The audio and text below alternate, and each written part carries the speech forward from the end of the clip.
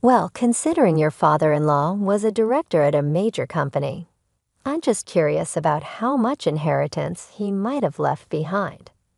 John tried to cover up his curiosity. I sighed internally but kept a cheerful smile on my face. I heard it's $54,000. John looked shocked. My name is Catherine. John and I have been married for 20 years, and our son left for college this year. Life with just the two of us is quiet, but we get by. On weekends, John joins his colleagues for football and is out practicing all day. I work part-time, and on my days off, I indulge in gardening or attend yoga with my friends. Even though we do different things, I think we're a typical couple for our age. However, something terrible happened in our peaceful life as a couple. It started with a message I received from a friend who attends yoga with me. In the message, a photo was attached. "I'm at the station now, but isn't this your husband, Catherine?"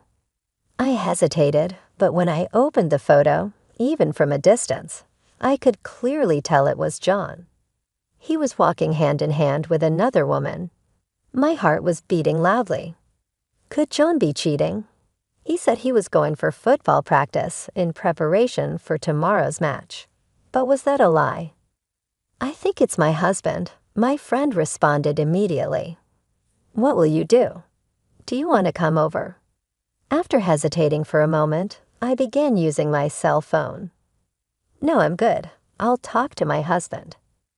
I closed the phone and sat down on the sofa. I had no motivation to do anything, and the only thought in my head was, what should I do? I could ask John, but I was afraid. What if he really was cheating? At this age, thinking of divorce, especially when I only have a part-time job to support myself, made me think that I couldn't possibly go through all that. If I pretend not to know, I can continue living a peaceful life like before. But the idea of pretending and the ambiguity bothered me deeply. I don't know how long I sat like that, but I was jolted back to reality by the sound of the front door. It was already 7 in the evening. "What's wrong?" "Why haven't you turned on the lights?" John said, turning on the lights in the living room with a surprised voice. "Oh, sorry, I fell asleep," I said. John laughed in disbelief and began washing his uniform in the washing machine. Seeing that, I realized he must have been exercising and wondered if the earlier photo might have been a mistake. "If you're tired, do you want to eat out tonight?" I asked eagerly, hoping that spending time together would help ease my uneasy feelings. "Did you stop by anywhere else today besides football?" "Not really. Why?" "Just wondering. You mentioned wanting new shoes recently, so I thought you might have gone shopping for them." "Oh, I haven't bought them yet." With that, our conversation ended, but the John in front of me seemed just like how he has been as usual. They say everyone has at least 3 doppelgangers in the world. Perhaps the man in the photo was one of them. However, once I began to suspect him, it was difficult not to.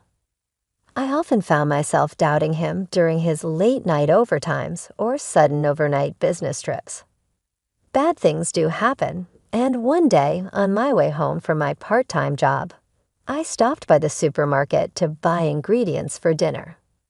I realized my phone was ringing, so I took it out of my bag and stepped into a less crowded aisle. The name displayed on the screen made me frown. It was my brother's name.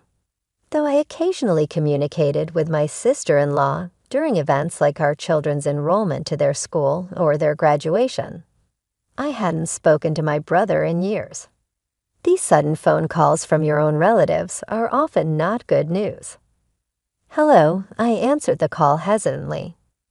What I heard from my brother was that our father's health was getting worse. He had suddenly collapsed at work and was taken to the hospital. After some detailed exams, they were told he didn't have much time left. My mother had passed away from an illness a few years ago, and although my brother and his wife had offered to live with our father after that, he refused and lived alone, seemingly in good health. The last time I spoke to him, he sounded fine, so this news was really surprising. After telling my brother I would visit soon and hanging up the phone, I took a deep breath to calm my heart. When I told John, who came home from work that night, he looked really sad. "I see your father. Don't worry about here. You should go see him," he encouraged. Motivated by his words, I went to see my father the next day. "Dad, what happened? Are you okay?" "Oh, Catherine, I suddenly felt dizzy and couldn't get up. It can't be old age, I guess. Sorry for making you worry." His voice, usually loud and boisterous, sounded weak, causing pain in my heart. Though he looked pale, he didn't seem critically ill. "Catherine, did something happen? Did you and John have a fight?" I was taken aback by his sudden question. My father gave a wry smile. "You're just like your mother, holding things in. Live as your heart desires, not knowing what the future holds." For a parent, seeing their child's smiling face is the greatest happiness. Realizing what he said, I was taken aback. Although I wanted to talk to my father a little longer, he told me he was tired, so I decided to leave for the day. Though my visit was only about 15 minutes, just thinking that he could be so exhausted from such a short time made tears roll down my cheeks. As I sat on the sofa near my father's room, waiting for my tears to stop, a man in a white coat sat next to me. "Are you here to visit your father?" "I'm the doctor in charge." "Oh, I'm so sorry." "How embarrassing," I said, quickly taking out a handkerchief to wipe away my tears. Taking a closer look at the doctor, he seemed to be around my age with a kind face that made me feel at ease. "It's all right. It must have been a shock for you. Do you have any questions?" With his encouragement, I started to ask various questions about my father's condition and what to expect in the future. Despite repeating the same questions multiple times, he never looked annoyed and explained everything in detail until a nurse came saying, "Sir, we need you." Thanks to him, even though I still felt sad, my heart was somewhat at ease. After returning home, recalling my conversation with my father, I decided to call a friend who had sent me a photo. I wanted to discuss the suspicions I had about my husband's affair. "I've been worried I might have done something unnecessary by telling you that. I'm sorry for causing you pain." "No, I'm glad you told me," my friend said. "I finally come to terms with John's suspected affair, but I have no idea what to do." I confessed, and my friend, chuckling, shared some advice. "Actually, my husband is a lawyer. He said there are many clients consulting him about divorces due to affairs. I'll ask him for advice." Hearing this, I felt comforted knowing I wasn't the only one struggling. My friend immediately took action, telling me it's best to gather evidence of the affair and that I could use a private detective agency to do so. She even recommended a few agencies and offered to go with me if I felt anxious, making me realize how invaluable true friends are. From then on, between visiting my father and working part-time, my days were quite busy. At the same time, my husband started saying he was getting busier with work. Overtime and business trips noticeably increased, and his suspicious behavior had me eagerly awaiting the investigation results. 2 weeks later, I finally received the awaited results. At the detective agency, I was told in a hesitant manner that it was true he was having an affair. I was able to accept the reality without panicking or feeling too sad about it. In fact, knowing the truth brought a sense of relief, dispelling the previous uneasiness. They showed me some of the numerous photos and explained his activities over the past 2 weeks. There were also some audio recordings, and it was worse than I had imagined. To begin with, his football games were only once a week, always in the morning for just 2 hours. The other employees always headed home right away after the game since they had families waiting at home. He spent all of his remaining time with his mistress. At times, she would even wait for him at a diner near the football court. He deliberately washed his jersey he falsely claimed he used at the game to ensure his lie wasn't caught. All his claims of overtime and business trips were lies made up just to spend time with her. The most shocking audio recording revealed him discussing with his mistress about getting a divorce from me once he inherited his money, predicting his father-in-law would pass away in a month or so. They had also discussed pre-booking an apartment near the train station. It seemed that his recent business was related to preparing for their new life together, making reservations for furniture and appliances. They even planned a premarital trip next month. All this left me feeling dizzy. The fact that my husband was eagerly waiting for my father to pass away destroyed any remaining love or affection I had for him. My only feeling was the increasing desire to divorce him. I paid a significant amount to the detective agency, took all the data, and decided to leave it to my friend to keep it safe. When I mentioned hiring a lawyer, they immediately agreed and offered to introduce me to someone they knew. However, I had used all my money on the detective agency and was hesitant to touch our shared finances. After some contemplation, I decided to swallow my pride and consult my brother about it. "Why didn't you come to me sooner?" he exclaimed, annoyed. Thankfully, he generously offered to cover the expected legal fees. I had a meeting with a lawyer and discussed my desire to work full-time or as a regular employee at my part-time job. I was told that they could hire me as a contract employee, which gave me hope regarding my financial situation. With everything now in place, I started thinking about how to broach the subject of divorce when, one midnight, I received a call from my brother. He was calling to tell me that our father had passed away. I woke up John, and we rushed to the hospital. John briefly visited my father, greeted my brother and his wife, and said some comforting words to me. He then returned home by himself. Everything after that happened so quickly that I can hardly remember. There was the wake, the funeral, and meeting our relatives. I had no time to grieve. Even after the funeral, there was the matter of sorting out the house, discussing inheritance, and handling the legal aspects of my father's estate. My brother, his wife, and I were all exhausted. John, however, kept saying he was busy with work and didn't help at all. Despite my father having just passed away, John went out to play football on the weekend. My brother and his wife were visibly frustrated but refrained from saying anything because they knew about my intention to divorce him. With so much going on, I had to postpone the divorce. It wasn't until about 6 months later that things took a major turn. Finally, all procedures related to my father were completed, and the inheritance amount was confirmed. By the way, has your father's inheritance come through yet? It's scheduled to be transferred tomorrow. Why do you ask?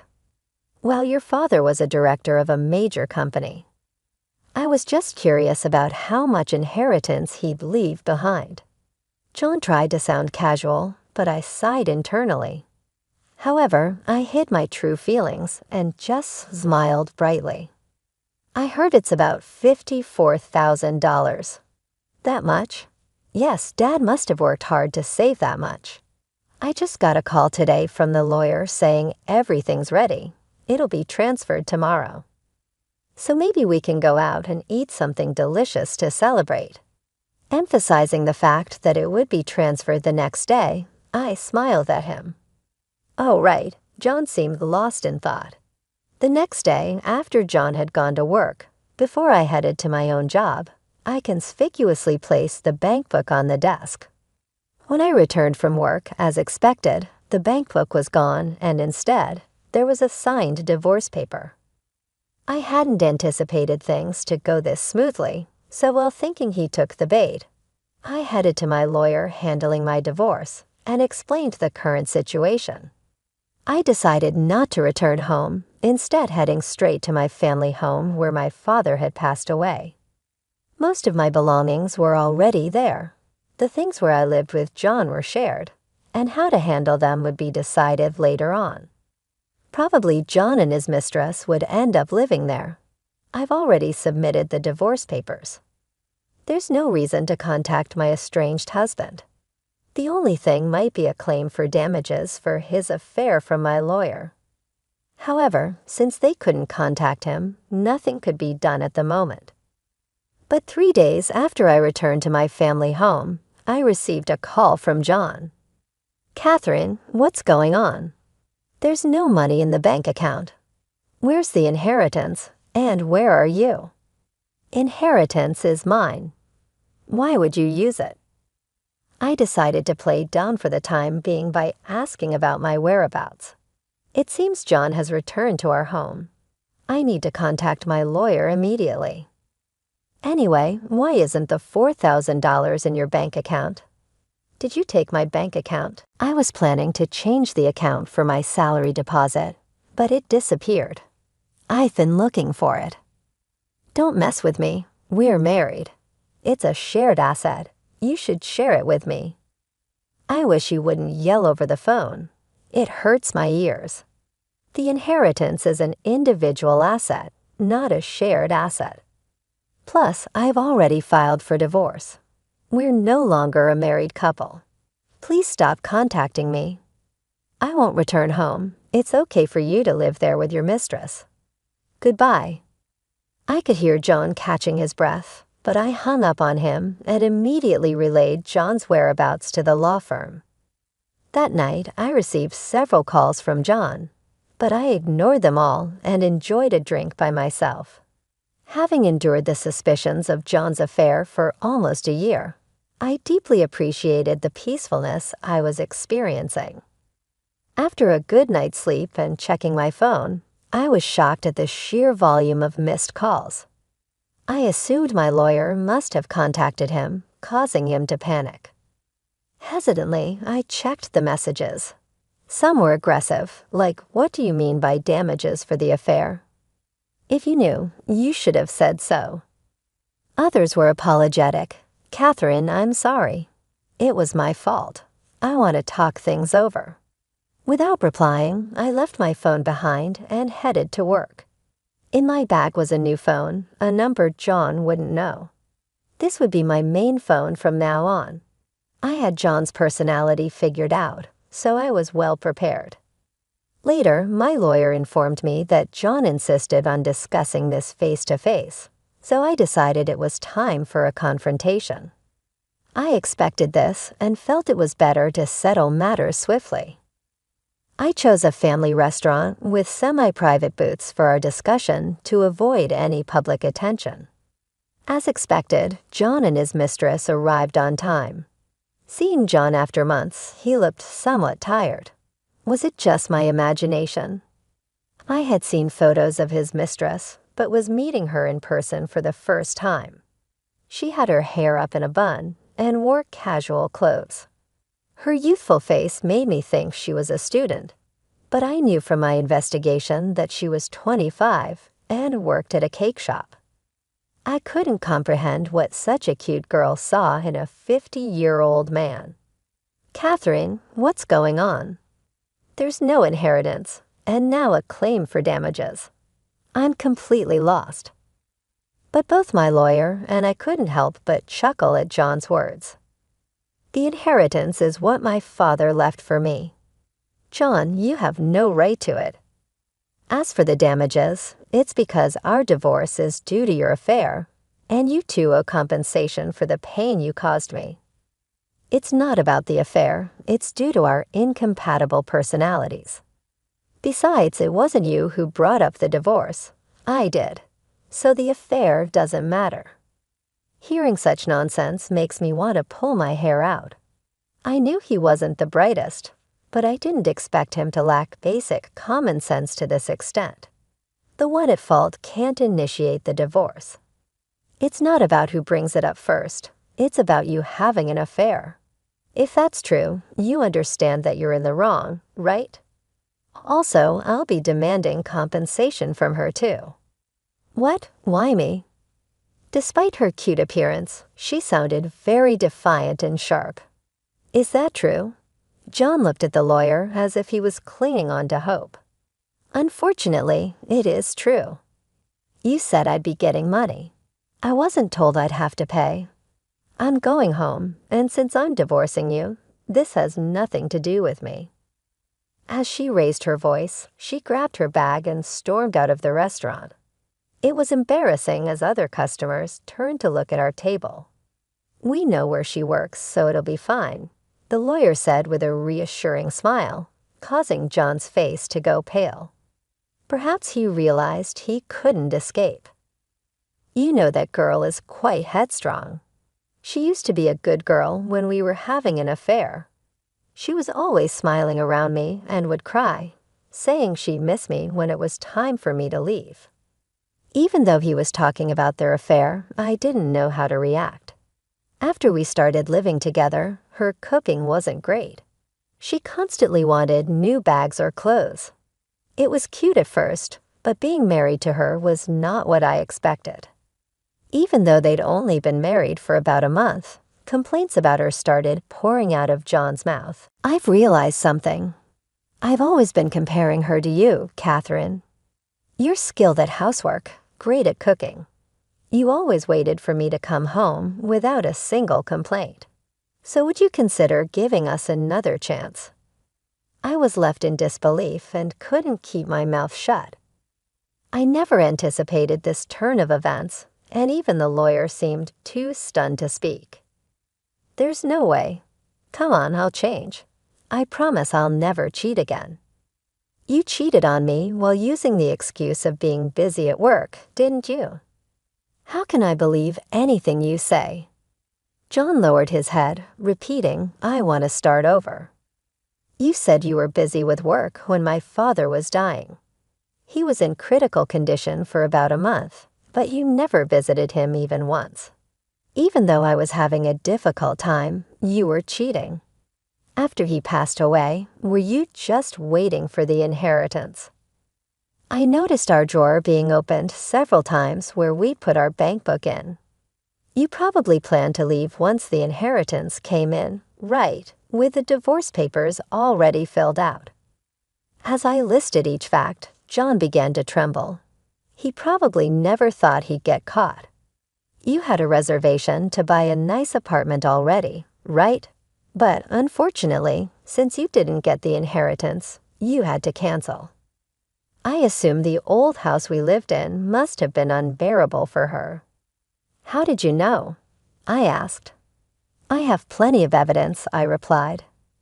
Are you thinking that if we get remarried, you won't have to pay the compensation? With that, John got silent. I must have gotten him, huh? Realizing he was only after my money made me really sad and disappointed. If there's nothing more to discuss, I'm leaving. Wait, John grabbed my arm as I tried to leave. Catherine, you're the most important thing to me. Please, I beg you, let's start over. John's eyes were filled with tears. I'll never betray you again, and I'll do all the chores. Please come back to me. Unable to contain his emotions, John began to sob uncontrollably. Come on, don't make a scene. Aren't you and your mistress Nuliud? Why don't you two sort things out? Let's just move on with our separate lives. Turns out she's been cheating on me. She seems to have married me for my money. Without money, I'm just an old man. Seeing my ex-husband crumbling to the floor crying was undeniably pathetic, but I felt no obligation to comfort him. People seemed to have heard our conversation, and it was painfully embarrassing to witness everyone whispering about John. Leaving my crying ex-husband behind, I picked up the bill, and my lawyer and I left. Later, as the two of them adamantly refused to pay compensation, I consulted with John's parents over the phone. Having little interaction with the rather shy in-laws who lived far away, this was my first call to them since thanking them for attending my father's funeral. To my surprise, I discovered John hadn't told his parents about our divorce or his remarriage to his mistress. This revelation left his parents in shock, with my ex-mother-in-law being bedridden from the strain. "Give us some time. We're not sure what to do," was their unsure response, making it clear I couldn't rely on them. However, the next day, my father-in-law brought his brother to confront John. His brother, compared to John, was a lively, talkative, and cheerful man. John had often grumbled to me about how intimidating he was during family gatherings. Whatever transpired, his strong-willed brother made John agree to the compensation payment. Then his brother decided John would be taken back to the countryside. Tearfully, my father-in-law informed me of this decision. Since both in-laws were over 80 and had no income, they promised John would work at a factory owned by a relative nearby and pay me the compensation. As for John's mistress, her whereabouts were unknown. But since her workplace was known, they contacted her there. She shouted, "Don't contact my workplace." However, I spoke with a woman claiming to be the manager and was informed of an astonishing fact.